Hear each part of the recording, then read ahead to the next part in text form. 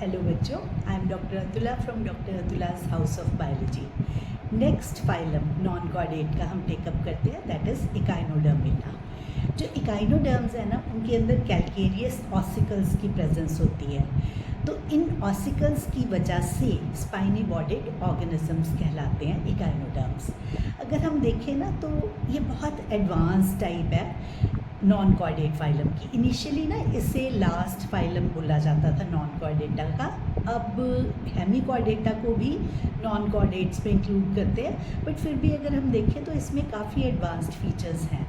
जैसे कॉर्डेटा की तरह ये जो इकाइनोडर्म्स होते हैं ना, वो ड्यूट्रोस्टोमस होते हैं। मतलब इसके अंदर anus develops first and mouth develops later on.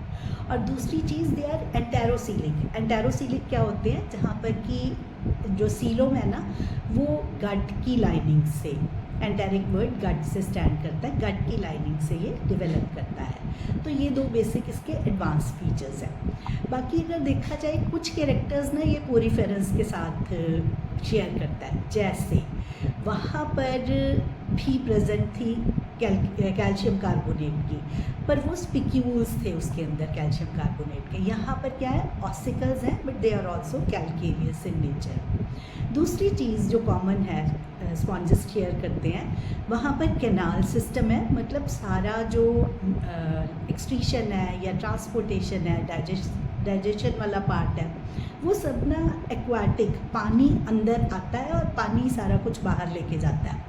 पर वहाँ पर उसे बोलते हैं कैनाल सिस्टम, स्पॉन्जेस के अंदर पोरीफेरा में। और यहाँ पर सेम चीज़ को वाटर वैस्कुलर सिस्टम बोला जाता है।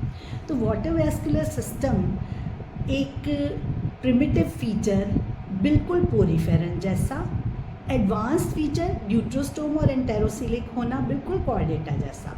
तो ये बड़ा एनिग्मेटिक सा है। दूसरी चीज़ ये पोरीफेरा से एक और शेयर करता है, दैट इज़ रीजनरेशन पार्ट। जैसे स्पॉन्जेस को क्रश करो और सिंगल सिंगल सेल रीजनरेट होकर पूरा ऑर्गेनिज्म बना देता है, उसी तरह इकाइनोडर्म्स को भी अगर उसके स्टारफिश में एक आर्म कट कर दी जाए तो वो नई रीजनरेट हो जाती है। और वो जो सिंगल आर्म कट की हुई थी, वो अपनी सेंट्रल डिस्क भी बना लेती है और चारों बची हुई आर्म्स को भी रीजनरेट कर लेता है। इसके अलावा एक फीचर ये टीनोफोरा के साथ शेयर कर रहा है, that is it is exclusively marine. तो एक्सक्लूसिवली मेराइन फाइला के अंदर ये, प्लस साथ ही ये टीनोफोरा के साथ शेयर करता है फर्टिलाइजेशन एक्सटर्नल। तो जब भी आप ऐसे कैरेक्टर्स को याद करोगे तो आपको कोई भी कन्फ्यूजन्स नहीं होंगे। दूसरी चीज़ इस पर क्या है, एक पॉइंट और, कि जो इकाइनोडर्म्स है ना, उसके अंदर जैसे वहाँ पर क्वानोसाइट्स थे पोरीफेरा में, यहाँ पर वो बिल्कुल उसी तरह से ट्यूब फीट को कैरी कर रहा है। तो ट्यूब फीट एक्सक्रीशन भी कर रहे हैं, मूवमेंट भी कर रहे हैं चीज़ों की, लोकोमोशन इटसेल्फ भी कर रहे हैं, सारी चीज़ों में ये हेल्प करते हैं। एक स्ट्राइकिंग फीचर ऐसा है जो किसी और फाइलम में नहीं पाया जाता, वो है इसका लार्वा बायलेटरली सिमेट्रिकल है, whereas its adult is radially symmetrical. तो ये जो भी बातें हम डिस्कस कर रहे हैं, ये सारे MCQs फ्रेम होते हैं।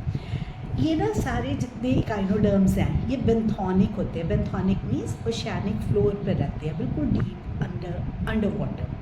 तो वहाँ पर ये ओशियानिक फ्लोर से ही फीड करते हैं, इसीलिए इसका जो माउथ है that is towards ventral side and इसका एनस डॉर्सल साइड को फेस करता है। Dorsal is facing the sky, ventral is facing the earth. तो इसका मतलब ये है कि ये अगर हम ओशियानिक फ्लोर लेके चलते हैं तो ये इस तरह से नीचे की तरफ यहाँ पर उसका माउथ होगा और ऊपर की तरफ एनस होगा। एक और फीचर MCQ अगेन, कि excretory system is lacking in echinoderms.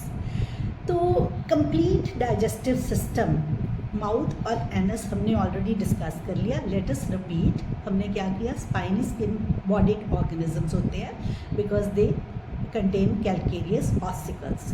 दूसरी चीज़ मरीन था एक्सक्लूसिवली, ऑर्गन सिस्टम लेवल है, ट्रिप्लोब्लास्टिक है, वो तो कॉमन कैरेक्टर्स हैं ही हैं। लेकिन larva is radially symmetrical, adult is larva is bilaterally symmetrical, adult is radially symmetrical. Digestive system complete, mouth towards lower side anus towards upper side, मतलब ventral mouth है इसमें, ये एक डिफरेंट कैरेक्टर है।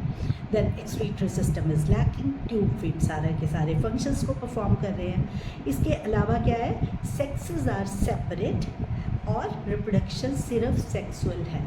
Sexual reproduction सिर्फ Ctenophora और Mollusca के अंदर भी हमने की थी। उसके बाद आया एक्सटर्नल फर्टिलाइजेशन होती है। सारे जितने भी इसकी क्लासेस है ना फर्दर, सब में larval stages present, this shows indirect development. इसके रिप्रेजेंटेटिव मेंबर्स अगर हम देखें तो Asterias starfish, Echinus sea urchin, Antedon sea lily, Cucumaria sea cucumber और ओफ्यूरा ब्रिटल स्टार, ये सारे इसके रिप्रेजेंटेटिव मेंबर्स हैं।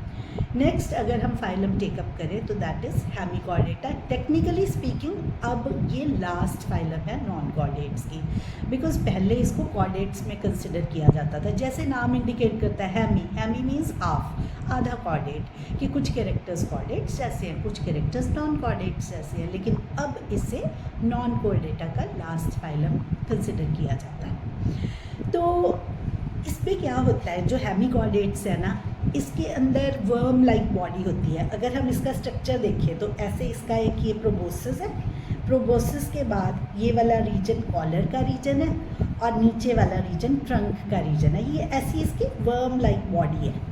तो इस वर्म लाइक बॉडी में इसके दो एग्जाम्पल्स है, बैलेनोग्लॉसिस और सैकोग्लॉसिस। दोनों की मॉर्फोलॉजी काफ़ी अलाइक होती है। वी कॉल देम एकोन या टंग वर्म। आप देख सकते हो इसकी शेप वैसी सी नज़र आ रही है हमें।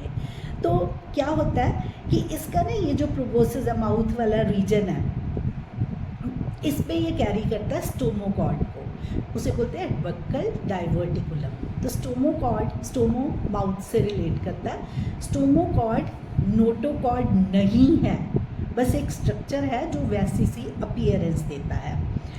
तो इसके अलावा क्या है इसमें कि जो प्रोबोसिस होता है ना, इसमें एक एडिशनली प्रोबोसिस ग्लैंड होती है which is excretory in function. Circulatory system is of open type. देखो ये वेरिएशन आ गई ना हेमिकॉर्डेटा में। पहले हमने ओपन किस में किया था, Arthropoda as well as Mollusca, लेकिन मोलस्का में एक क्लास थी Cephalopoda which had closed circulation. यहाँ पर अगेन ओपन सर्कुलेशन आ गई। अब ये हेमिकॉर्डेटा का एक और फीचर है, दैट इज़ कि इसकी फर्टिलाइजेशन इज़ एक्सटर्नल।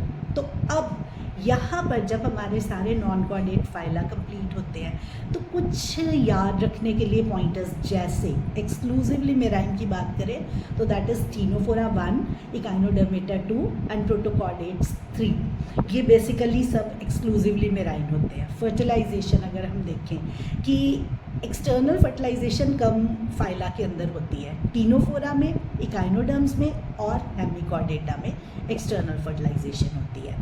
इसके अलावा ओपन सर्कुलेशन आर्थ्रोपोडा मोलस्का में है एक्सेप्ट सेफेलोपोडा मोलस्का का, एंड हेमिकॉर्डेटा अगेन शो करता है ओपन सर्कुलेशन को। अब अगर एक्सक्रीशन की बात करें तो आप देखोगे अगर पोरीफेरा, सिलेंट्रेटा, टीनोफोरा एक्सक्रीशन के लिए कुछ ऐसा नहीं कैरी कर रहे, लेकिन जो नेक्स्ट है प्लैटीहेल्मिन्थ्स, फ्लैटवर्म्स, उसमें क्या है, सोलेनोसाइट्स या फ्लेम सेल्स या प्रोटोनेफ्रिडिया, ये एक्सक्रीशन का काम कर रहे हैं। एस्कलमेंथिस के अंदर हमारे पास एच शेप रेनेट सेल्स हैं जो एक्सक्रीशन का काम कर रहे हैं। उसके बाद हमारे पास नेक्स्ट आया एनेलिडा में हमारे पास नेफ्रीडिया, आर्थ्रोपोडा में मालपीजियन ट्यूब्यूल्स, लेकिन साथ में जो दूसरा एरेक्निड्स वाला पार्ट था उसमें एंटीनरिया, ग्रीन ग्लैंड्स की प्रेजेंस थी। मोलस्का के अंदर टिनीडिया, सी साइलेंट, टिनीडिया जो है feather like gills, excretion as well as respiration का काम कर रहे थे। एक्सक्रीटरी सिस्टम लैकिंग था इकाइनोडर्म्स में, क्योंकि इसका जो फंक्शन था वो सारा वाटर वैस्कुलर सिस्टम के थ्रू ही जा रहा था। अब बचा हेमिकॉर्डेटा, इसमें प्रोबोसिस ग्लैंड होती है एक्सक्रीशन के लिए। तो एक एक सिस्टम उठाएंगे कि उसमें कैसे होता है।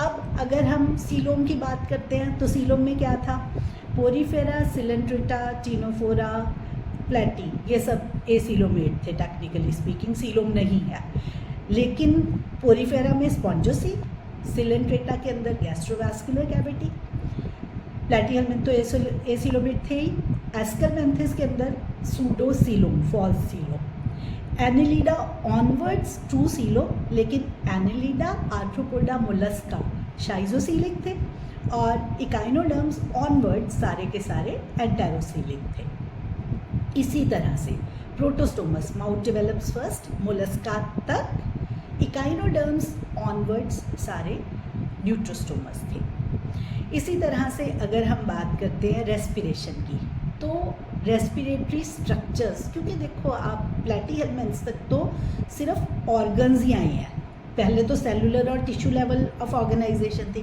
प्लेटी में ऑर्गन्स तो आए, एस्केलमेंथिस ऑनवर्ड्स हमारे पास स्टार्ट हुए हैं सारे ऑर्गन सिस्टम्स आने। तो रेस्पिरेटरी स्ट्रक्चर्स को अगर हम देखें तो रेस्पिरेशन भी या तो कहीं गिल्स से हो रही है या कहीं टिनिडिया से हो रही है, वो भी गिल लाइक स्ट्रक्चर है, या कॉकरोच के अंदर हमने स्पाइरकल्स की वजह से ट्रेकियल सिस्टम किया था। तो आर्थ्रोपोडा में ही कुछ ऐसा था कि रेस्पिरेटरी स्ट्रक्चर्स बहुत ज़्यादा हो गए थे, कहीं वो गिल्स के थ्रू कर रहा था रेस्पायर, कहीं वो बुक गिल्स के थ्रू, बुक लंग्स के थ्रू, ट्रेकियल सिस्टम के थ्रू, ऐसे रेस्पिरेशंस हो रही थी अलग अलग। मोलस्का में टिनिडिया थे, फिर इकाइनोडर्म्स में अगेन कुछ नहीं था। तो कुछ स्पेशलाइज्ड सेल्स की बात करते हैं, पोरीफेरा में क्वानोसाइट्स, नेक्स्ट हमारे पास सिलेंट्रेटा में स्टिंगिंग सेल्स, नेमेटोसिस्ट या नाइडोब्लास्ट जिसे हम बोलते हैं। उसके बाद टीनोफोरा के अंदर कॉलोब्लास्ट, एडहेसिव डिस्क की प्रेजेंस थी, और उसके बाद प्लैटीहेल्मिन्थ में सेल्स के नाम पे सिर्फ फ्लेम सेल्स थे, एस्केलमेंथिस में सिर्फ रेनिड सेल्स थे, एनिलिडा में हमारे पास नेफ्रीडिया की प्रेजेंस थी, लेकिन एनिलिडा का लोकोमोटरी स्ट्रक्चर एक अलग फीचर आते थे कि पैरापोडिया स्विमिंग के लिए और सीटी जो है वो मूवमेंट के लिए, सीटी अर्थवर्म में, पैरापोडिया नीरिस में प्रेजेंट थे। फिर उसके बाद नेक्स्ट हमारे पास आर्थ्रोपोडन्स आए, वो तो उसमें तो मल्पीजियन ट्यूब्यूल्स का काम किया ही था, लेकिन कुछ और सिस्टम्स थे जो और डेवलप हो गए, जैसे धीरे धीरे नर्वस सिस्टम की डेवलपमेंट होनी शुरू हो गई। इकाइनोडर्म्स दोबारा से रिड्यूस स्ट्रक्चर हो गए, क्योंकि वाटर वेस्कुलर सिस्टम होने की वजह से ज़्यादातर काम ट्यूब फीड करने लगे। हेमिकॉर्डेटा के अंदर प्रोबोसिस ग्लैंड एक स्ट्राइकिंग फीचर था अलॉन्ग विद स्टोमोकॉर्ड। तो आई थिंक इसके साथ आपको बिल्कुल क्लैरिटी हो जानी चाहिए कि नॉन कॉर्डेटा को हम कैसे कंपेयर एंड कंट्रास्ट करके फाइला को याद करें, तो बिल्कुल कन्फ्यूजन्स हमारे अवॉइड होते हैं सारे। Wish you all the best.